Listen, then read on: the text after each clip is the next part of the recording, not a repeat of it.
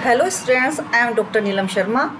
और जैसा कि पिछली सीरीज से हम लोग PYQ कर रहे हैं और कॉन्सेप्ट क्लैरिटी भी कर रहे हैं। जो इसमें जो जो डिफ़िकल्ट शब्द आते हैं उनकी एक्सप्लेनेशन भी करते हैं, और जो कॉन्सेप्ट आपको समझ में नहीं आती हैं, जो उसमें कॉन्सेप्ट थोड़ी डिफ़िकल्ट होती है, उसको भी हम क्लियर करते हैं, उसको भी हम अच्छी तरह से समझते हैं। तो स्टूडेंट्स, उसी सीरीज में आज हम पढ़ेंगे 34th क्वेश्चन है, 6 sigma focuses on the enhancement of the following through DMAC as a data driven quality methodology।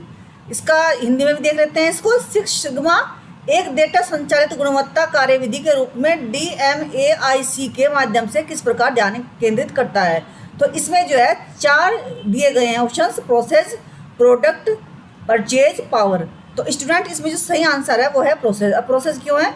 क्योंकि जिसका मुख्य लक्ष्य होता है DMAC का, जो मुख्य लक्ष्य होता है गुणवत्ता में सुधार होता है। 6 सिग्मा का को क्या कहते हैं? DMAC के रूप में भी जाना जाता है इसको, है ना।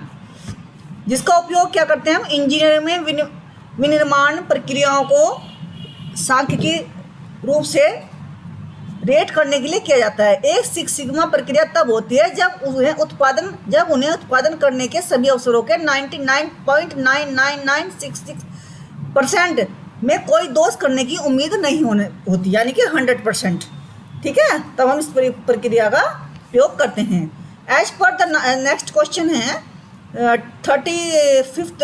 As per the national education policy 2020 professional standard setting bodies will be the member of the following. राष्ट्रीय शिक्षा नीति NEP 2020 के अनुसार व्यावसायिक मानक निर्धारण निकाय प्रोफेशनल स्टैंडर्ड सेटिंग बॉडीज किसके सदस्य होंगे?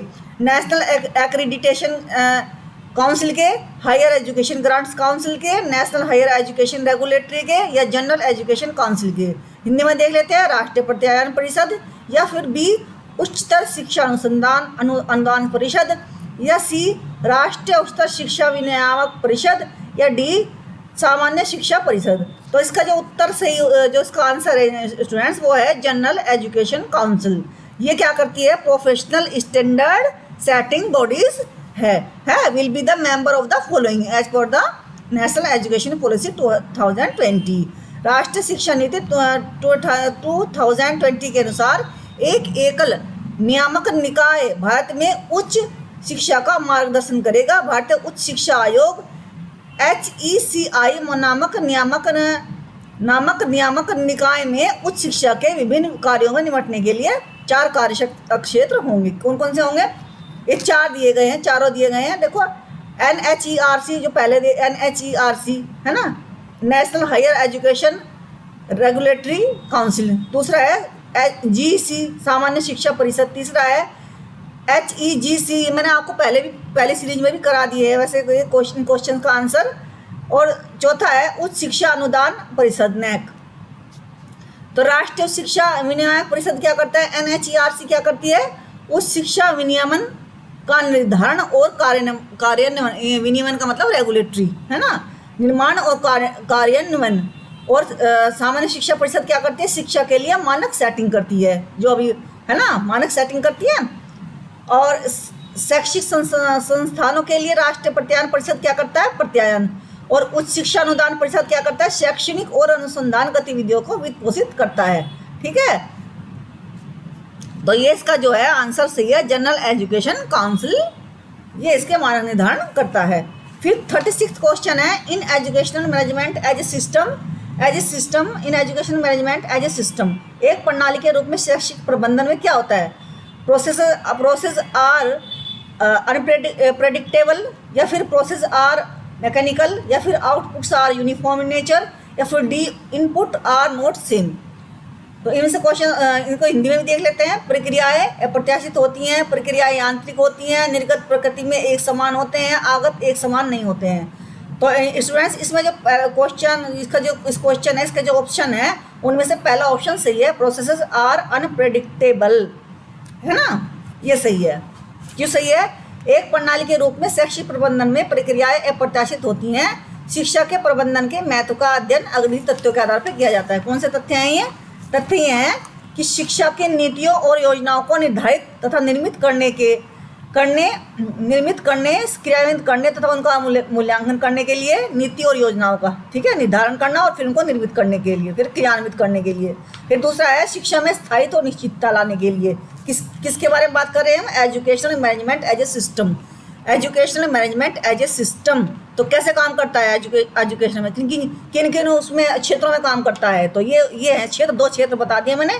तीसरा है शिक्षा के कार्यों में कुशलता, सुगमता, सरलता उत्पन्न करने के लिए, शिक्षा पर नियंत्रण रखने तथा पर्यवेक्षण करने के लिए, छात्र के व्यक्तित्व का सर्वांगीण विकास करने के लिए, छात्रों तथा शिक्षकों दोनों की उपलब्धियों में वृद्धि करने के लिए, शिक्षा में व्याप्त अपव्यय एवं अवरोधन को दूर करने के लिए, मानवीय तथा भौतिक साधनों को समन्वयात्मक रूप से क्रियाशील बनाने के लिए। मानवीय तथा भौतिक साधनों को जो कॉलेज के अंदर वो होते हैं, इंफ्रास्ट्रक्चर वगैरह होते हैं और जो वहाँ पर काम करते हैं, मानवीय का मतलब ये है। शिक्षा की संपूर्ण प्रक्रिया को व्यक्ति और समाज दोनों के हित में संचालित करने के लिए, विद्यालय का वातावरण मनोवैज्ञानिक बनाने और साधनों, उपकरणों तथा आवश्यक सामग्रियों उपलब्ध कराने के लिए। तो ये सारे क्षेत्र हैं जिनमें एजुकेशनल मैनेजमेंट कार्य करती है। ठीक है, अब नेक्स्ट क्वेश्चन है, भारत की निम्नलिखित में से किस शैक्षिक नीति अधिनियम के शिक्षण और अनुसरण मॉनिटरिंग, है ना, यानी कि in which of the following educational policy act of India Indian sign language for teaching and monitoring is involved, कहाँ है, किस में है ये, कौन से उसमें है, कौन सी पॉलिसी में है ये? NEP 2020 में, है ना। साइन लैंग्वेज क्या होती है? साइन लैंग्वेज बच्चों को खुद को समझने का एक वैकल्पिक तरीका प्रदान करती है, जिससे कि हाव भाव से साइन लैंग्वेज भी होती है, सॉरी हाव भाव दूसरी होती है, साइन लैंग्वेज में साइन बने हुए होते हैं। यह अतिरिक्त उपकरण उन्हें व्यक्त करने में सक्षम बनाता है। वो साइन दिखा के उनकी जो वो होती है ना कि उनको व्यक्त कर सकते हैं, साइन देख के में, है ना, सक्षम बनाती हैं उसको व्यक्त करने में। वे ऐसा महसूस करते हैं उनके विचार और इच्छाएं ताकि वे सीख सकें, सामाजिक गतिविधियों में भाग ले सकें। यानी केवल बच्चों को आवाज़ देता है बल्कि रिश्ता बनाते समय भी महत्वपूर्ण है। भारत की NEP 2020 शैक्षिक नीति अधिनियम में शिक्षण एवं अनुसरण मॉनिटरिंग हेतु भारतीय संकेत भाषा सम्मिलित है। ठीक है, फिर 38 तो जो क्वेश्चन है वो है इंक्लूसिव एजुकेशन। इसका मैंने आपको थोड़ा पिछली सीरीज में भी आपको इंक्लूसिव एजुकेशन का थोड़ा सा मैंने करा दिया था। अब इसमें जो है 4 ऑप्शन है, एनकरेज स्ट्रिक्ट एडमिशन प्रोसीजर, समावेशी शिक्षा किसको कहते हैं, है ना, एडमिशन स्ट्रिक्ट करना होता है, कठोर करना होता है उसमें एडमिशन को इंक्लूसिव एजुकेशन में। या फिर क्या करना होता है? सेलिब्रेट डाइवर्सिटी इन क्लासरूम, ये करना होता है। या फिर इंक्लूड्स इंडोक्ट्रिनेशन ऑफ फैक्ट्स, या तथ्यों को शिक्षा में आरोपित करते हैं, ये इंक्लूसिव एजुकेशन। या फिर includes teachers from marginalised groups, या उपांतिक समूहों से शिक्षकों को शामिल करती हैं। इन चारों में से कौन सा ऑप्शन सही है स्टूडेंट्स? तो इन चारों में से ऑप्शन सही है celebrate diversity in classroom. Inclusive education में आप जानते ही हो कि डाइवर्सिटी होती है, हर तरह के बच्चे होते हैं उसमें, वंचित भी होते हैं, अक्षम बच्चे होते हैं, डिसेबल बच्चे होते हैं, डिसेबिलिटी में बहुत सारी डिसेबिलिटीज़ होती हैं, तो सब तरह के बच्चे उसमें होते हैं। और जो आर्थिक दृष्टि से पिछड़े, हर तरह के सामाजिक दृष्टि से पिछड़े बच्चे, वंचित बच्चे, सब तरह के बच्चे इसके अंदर होते हैं। इंक्लूसिव हैंडीकैप्ड और क्या नाम, हर तरह के बच्चे इसमें होते हैं, है ना स्टूडेंट्स। अब आ गया, which of the following statement is not correct with reference to assistive technology in general. सहायक तकनीक AT के संदर्भ में सामान्य रूप से निम्नलिखित में से कौन सा कथन सही नहीं है ना, कौन सा कथन सही नहीं है इसमें से जो है 4 ऑप्शन दिए गए हैं। Leads to greater autonomy in all spheres of life, aids in sustaining self motivation, C है promote inclusion in at home and community, D है helps in attaining increase dependency. तो जीवन के सभी आयामों को अधिक स्वायत्तता की ओर ले जाती है। पहला ये है, आत्म प्रेरणा को बनाए रखने में सहायता करती है AT, यानी कि असिस्टिव टेक्नोलॉजी के बारे में बातचीत चल रही है। क्या है ये? Promote inclusion eight home and community, ये घर और समुदाय में समावेशन को बढ़ावा देती है। या फिर हेल्थ बड़ी हुई निर्भरता को प्राप्त करने में मदद करती है, यानी कि हेल्थ इन अटेनिंग इंक्रीज डिपेंडेंसी, या डिपेंडेंसी को और बढ़ाती है। तो कौन सा है? मतलब AT क्या करता है? AT करता है असिस्टिव तकनीक क्या करती हैं, उसे हल्का करती हैं, हमारी जो डिपेंडेंसी है उसको कम करती हैं। तो इसलिए ये ऑप्शन D ऑप्शन इसमें गलत है। ठीक है, विच 40 क्वेश्चन है।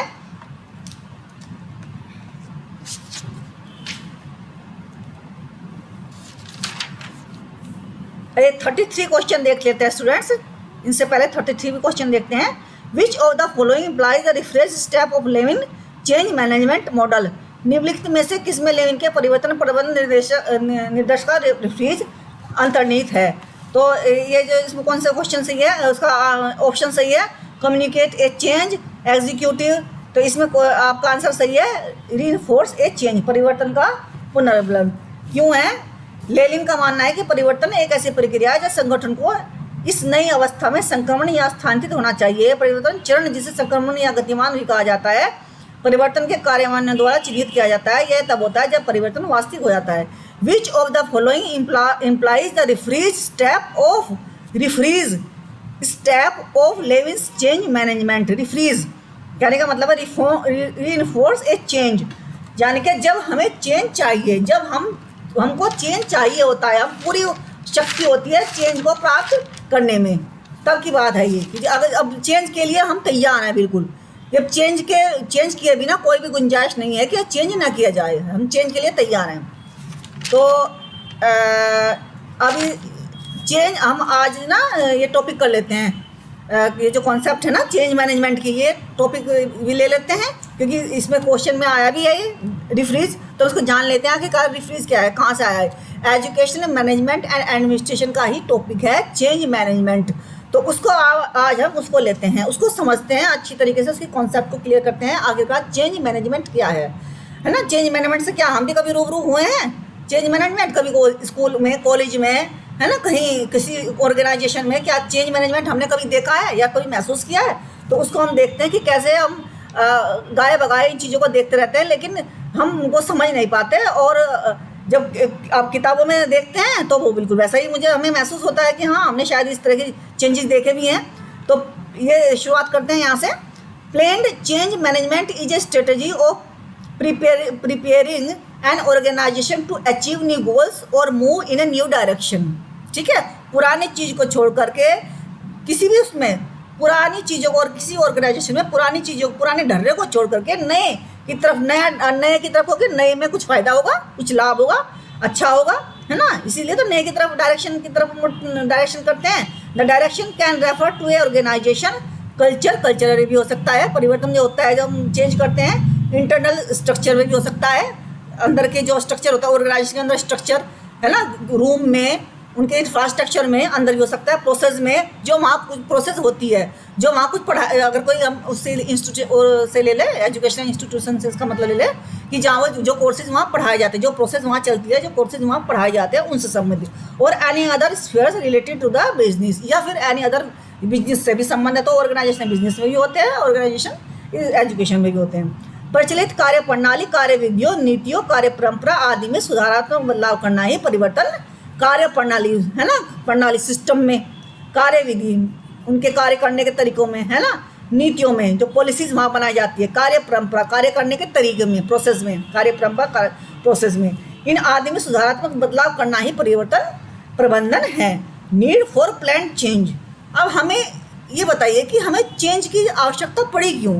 तो इसके लिए कुछ कारण हैं। Successful change in educational institution can occur only in collaboration with teachers, students, administration, stockholders and school leaders, है ना। स्टेक होल्डर्स को मैं बहुत अच्छी तरीके से, एक पेज है पूरा मेरे पास लिखा हुआ, उससे मैं आपको बताऊंगी स्टेक होल्डर्स क्या होते हैं और स्टेक होल्डर्स के क्या क्या कार्य होते हैं, है ना, किसी भी ऑर्गेनाइजेशन में, और इनका क्या महत्व है। स्कूल लीडर्स, अब स्कूल लीडर्स ये हो गया हमारा पूरा। अब इसकी वो देख लेते हैं हम, नीड्स को, कुछ इसके कुछ पॉइंट्स हैं, वे देख लेते हैं। 8 पॉइंट्स हैं इसमें। पहला पॉइंट है फॉर इंक्रीज्ड प्रोडक्टिविटी। क्यों नीड हुई हमें इसकी? प्रोडक्टिविटी बढ़ाने के लिए। जब एक ढर्रे पे चलता हुआ हमें लग रहा है कि वहाँ प्रोडक्टिविटी उतनी नहीं हो रही है, तो हमें कुछ ना कुछ तो उसमें चेंज लाना पड़ेगा ना। टीचर्स में चेंज लाना पड़ेगा, उनका हमें कोर्सेज में भी चेंज लाना पड़ सकता है, इंफ्रास्ट्रक्चर में भी चेंज लाना पड़ सकता है, और प्रोसेस में भी चेंज लाना पड़ सकता है। तो हमें बहुत सारी चीज़ों में चेंज लाना पड़ता है। तो फॉर इंक्रीज प्रोडक्टिविटी मतलब हेल्प इन प्रोडक्टिविटी। क्या करता है? हेल्प इन प्रोडक्टिविटी ये करता है। For enhancement of quality, success for long run enhance it's quality. तो ये इसका हो गया, ये फॉर इन्हेंसमेंट ऑफ क्वालिटी, है ना, लॉन्ग रन, कि हमें बहुत दिनों तक हमें सक्सेस प्राप्त करनी है, उसके लिए भी हम क्वालिटी इन्हेंसमेंट करते हैं। For meeting the competition, for meeting the competition करने के लिए, कि हमारे इंस्टीट्यूशन को बने हुए 20 साल हो गए लेकिन उसमें कोई तरक्की नहीं हुई, तो हमें उसको क्या बदलना ही पड़ेगा, क्योंकि फिर और बहुत सारे कॉलेज खुल जाते हैं। तो इन सेम इंडस्ट्री, एक इंडस्ट्री है तो देखा कि वो प्रोडक्ट दूसरा बना रही है, या फिर उसमें जो है कार्य करने वाले बहुत अधिक लाभ दे रहे हैं उस कंपनी को, ऑर्गेनाइजेशन को, तो क्या करेंगे हम उसमें बदलाव करेंगे। फॉर मैचिंग एंड इम्प्लीमेंटिंग, फिर matching and implementing technology change, for matching and implementing technical change, digital culture, जैसे कि आजकल डिजिटल कल्चर चल ही रहा है, ठीक है, इनोवेटिव टेक्नोलॉजी, इन सब का यूज़ कर नीड की आवश्यकता जो होती है, ये सब बढ़ रहे हैं हमारे, तो हमें इनको भी तो लाना होगा ना अपने ऑर्गेनाइजेशन में, तो इस वजह से भी हमारी चेंजिंग होती है। For customer satisfaction, needs and expectation, कि कस्टमर क्या चाहता है, कस्टमर उस जो प्रोडक्ट हम बना रहे हैं क्या कस्टमर उससे सेटिस्फाई है, या कस्टमर कुछ और चाहता है, तो उनके सेटिस्फेक्शन के लिए, उनकी नीड्स और एक्सपेक्टेशन को सेटिस्फाई करने के लिए भी हमको ये नीड होती है इसकी चेंज की। फॉर एक्सपेंशन ऑफ मार्केट में अपना रुतबा हासिल करने के लिए भी हम चेंजेस चाहते हैं, ठीक है, जैसे कि एक स्कूल बना लिया और फिर उसको अपने नाम को बढ़ाने के लिए एक और खोल लिया, इस तरीके से। फॉर सेटिस्फाई ऑफ ओनर्स, मालिकों को संतुष्ट करने के लिए, कि जिसे अच्छा प्रोडक्ट बनाने के लिए, जिससे कि हमारे उसमें ऑर्गेनाइजेशन में अच्छा प्रोडक्ट तैयार हो, ये यानी कि हमारे जो अगर हम जो ऑर्गेनाइजेशन है या इंस्टीट्यूशन है हमारा, वहाँ का बच्चा पढ़ा हुआ अफसर बनता है, बहुत बड़ा नेता बन जाता है, तो ये एक आउटपुट ही हो गया ना, वहाँ डिलीवर गुड प्रोडक्ट समझ लीजिए, उसे भी हो गया एक तरह का। For complying with laws, law provisions keep changing with times, बदलते रहते हैं समय के साथ साथ, उनकी वजह से भी हम लोग क्या करना चाहिए, so to comply with them PC, यानी कि है ना, पीसी इज रिक्वायर्ड, है ना, प्लान्ड चेंज इज रिक्वायर्ड, इसकी वजह से भी क्यों बदलते रहते हैं, नियम कानून भी बदलते रहते हैं ना, तो उनकी वजह से भी हमको ये करना पड़ता है। कभी कभी मान लीजिए बीकॉम, उसके लिए बीएड के लिए, कभी मान लीजिए को बीए वो है कंपलसरी करना है, मान लीजिए कुछ और हो जाए तो इसके लिए भी हमें चेंज तो लाने पड़ेंगे ना उसमें अपने, तो ये उस पर डिपेंड करता है। परिवर्तन का त्रिचरण मॉडल, अब परिवर्तन का जो है त्रिचरण मॉडल बहुत फेमस मॉडल है, बहुत ही अच्छा मॉडल है। सर्वप्रथम कर्ट लेविन ने परिवर्तन के त्रिचरण मॉडल को प्रस्तुत किया है, ये 1890 से 1947 तक ये तैयार हुआ, मतलब ये चला है ना, इसका समय 1890 से 1947 तक इसका टाइम है। अनफ्रीज 3 तरह के होते हैं, अनफ्रीज, चेंज या मूविंग या रिफ्रीज, ठीक है। अब अनफ्रीज को क्या कहते हैं, जैसे घनाकार बर्फ, और जो चेंज है मूविंग है उसको बोलते हैं बर्फ का पिघलना, और जो शंकुल आकार का है उसको कहते हैं फ्रीज। ये क्या हो गया, अनफ्रीज, रिफ्रीज, ठीक है स्टूडेंट, ये रिफ्रीज हो गया। तो अनफ्रीज परिवर्तन में अनफ्रीज को देख लेते हैं क्या है, बर्फ का टुकड़ा होता है ना, जैसे बर्फ का टुकड़ा, तो बर्फ का टुकड़ा जब पिघल जाता है तो वो एक सार हो जाता है, उसमें कोई अपना रंग रूप तो रहता नहीं है, फिर हमें जिस सांचे में चाहे उस सांचे में डालकर उसको डाल लेते हैं। इसी तरीके से इसका चेंज मैनेजमेंट जो है ना, चेंज मैनेजमेंट, ये इसका भी एक ये इससे ही लिया गया है, इसको एग्जाम्पल के रूप में लिया गया है। अनफ्रीजिंग परिवर्तन में सर्वप्रथम लोगों को मनोवैज्ञानिक तरीके से परिवर्तन के लिए तैयार किया जाता है। अनफ्रीजिंग में क्या करते हैं, उनके दिमाग को, मन को तैयार करते हैं कि जो हम कर रहे हैं आपके लिए अच्छा है, पूरी इंस्टीट्यूशन के लिए अच्छा है, आगे आने वाले लाभ के लिए अच्छा है, और अच्छी उसके लिए और इसकी तरक्की के लिए, उन्नति के लिए भी अच्छा है। तो इस तरीके से हम उनके मन को परिवर्तन करते हैं। जैसे छात्रों को, अध्यापकों के मन में भावना पैदा की जाती है कि परिवर्तन से कोई परेशानी नहीं होगी, आपकी नौकरी नहीं जाएगी, छात्रों कहेंगे कि आपकी डिग्री मान्य होगी, इसमें कोई दिक्कत नहीं होगी, तो उन सबको समझाते हैं कि इस चेंज से आपके ऊपर कोई प्रभाव नहीं पड़ेगा। तो ऐसे इस तरीके से उनके मनोवैज्ञानिक तरीके से परिवर्तन के लिए तैयार किया जाता है। परिवर्तन के प्रति सकारात्मक विचार रखो, जो होगा अच्छा होगा, ये सब दिमाग में रखते हैं। अनफ्रीजिंग परिवर्तन में इस तथ्यों का स्पष्ट किया जाता है कि मौजूदा स्थिति को नियमित रूप से क्रियान्वित नहीं किया जाता। उनका ये बताना पड़ता है कि हमें चेंज करना बहुत जरूरी है, क्योंकि इससे हमारा काम नहीं चलना पड़ेगा, कंपलसरी है चेंज करना, उनको ये भी बताना पड़ता है। अब मूविंग क्या है, मूविंग या चेंज कह लो, उसको क्या है, मूविंग दूसरा पहलू जो है इसका वो है, इसमें इसे गतिशील परिवर्तन भी कहा जाता है। इसके अंतर्गत संदेहास्पद विषय वस्तु को लेकर सूचनाएं उपलब्ध कराई जाती हैं। कभी कभी प्रस्तावित परिवर्तन के संदर्भ में संदेह की भावना उत्पन्न हो जाती है। इस संदेह को दूर करने के उद्देश्य से सूचनाएं प्रदान की जाती है, ताकि निसंदेह रूप से परिवर्तन को आसानी से स्वीकार कर सकें। क्या बताया जाता है इसके अंतर्गत संदेहास्पद विषय वस्तु को लेकर सूचनाएं उपलब्ध कराई जाती हैं। कभी कभी प्रस्तावित संदर्भ के संदेह की भावना उत्पन्न हो जाती है। ठीक है, हम जो बदल के कहते हैं कि इस वजह से हम बदल रहे हैं, तो हम उनके अंदर, टीचर्स के अंदर, छात्रों के अंदर क्या हो जाता है, या फिर जो जितने भी इसके अंदर होते हैं क्या हो जाता है, उनके अंदर संदेह उत्पन्न हो जाता है कि क्या होगा, गड़बड़ होगी, कहीं गड़बड़ तो नहीं हो जाएगी इसमें बदलने से। इसमें शिक्षाविद व्यापक विचार विमर्श के बाद परिवर्तन को आवश्यक मानते हैं। छात्रों को भी यह समझना होगा कि वे परिवर्तन से कैसे लाभान्वित होंगे। परिवर्तन अनिवार्य है, परिवर्तन अनिवार्य है जो नवीनता को प्रोत्साहित करता है। समय एवं संचार दो ऐसे महत्वपूर्ण साधन हैं, कम्युनिकेशन और टाइम, जिनके परिवर्तन समय के साथ परिवर्तित होना ही पड़ता है। और संचार के आपस में कम्युनिकेट होना। डिफ्रीजिंग, संकुल, इसको बोलते हैं परिवर्तन जब, इसको डिफ्रीजिंग को क्या बोलते हैं, संकुल आकार का होता है, यानी कि जिस ढांचे में हमने डालना चाहा उसको उस ढांचे में डल गया। परिवर्तन जब अपने नए आकार को स्थापित, जब वो अपना नया आकार स्थापित कर लेता है, ठीक है, वो लोग इसे स्वीकार करना प्रारंभ कर देते हैं। रिफ्रीजिंग परिवर्तन अवस्था में नवीन मूल्यांकन प्रणाली का क्रियान्वयन है ना, नवीन हायरिंग, नए लोगों का काम पे रखना, प्रमोशन प्रणाली लागू की जाती है। रिफ्रीजिंग में सारे काम होते हैं कि नए नए व्यक्तियों को काम पे रखा जाता है, और क्या कहते हैं, प्रमोशन प्रणाली और मूल्यांकन प्रणाली का क्रियान्वयन की, और नई तरीके की मूल्यांकन प्रणाली, इन सबको क्या किया जाता है, उसमें ऐड किया जाता है। और इस तरीके से पूरी परिवर्तन, चेंज मैनेजमेंट की प्रक्रिया पूरी होती है। ये मैंने आपको बता दिया है।